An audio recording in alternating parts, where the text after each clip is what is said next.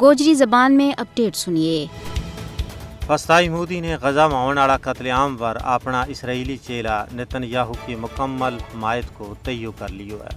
حالانکہ غزہ میں ظالم اسرائیل کی طرفوں بے گناہ مسلمانوں پر گولا برایا جا رہا ہے۔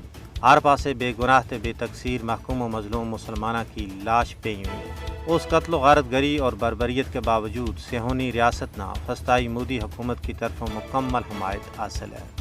ہندوتوا بھارت اور صہیونی اسرائیل ایک ہی باڑی کا ڈیل ہے۔ مسلمانوں کا حوالہ نال دعا کا مکرو عزائم ایک جیسا ہے۔ دوئی مسلمانوں کے خلاف نسل کشی اور ظلم و ستم کا جرائم کو ارتکاب کر رہے ہیں۔ پورا ہندوستان میں اور کشمیر میں فلسطینی مودی مسلمانوں کے خلاف ظالم اسرائیل کا طور طریقہ استعمال کر رہا ہے۔ نتن یاہو غزہ میں نسل کشی کر رہا ہے، مودی کشمیر میں اس کا کھرا ور ٹر رہا ہے۔ بھارت کشمیری پنڈتاں اور ریٹائرڈ فوجیوں واسطے اسرائیلی طرز کی بستی بنا رہی ہے۔ کشمیر میں ماورائے عدالت قتل، منمانی حراست، تشدد اور عزتوں کی پامالی تو لیک ہے، نگرانی توڑی اسرائیلی جابرانہ ہتھ کنڈوں کو استعمال کیا جا رہا ہے۔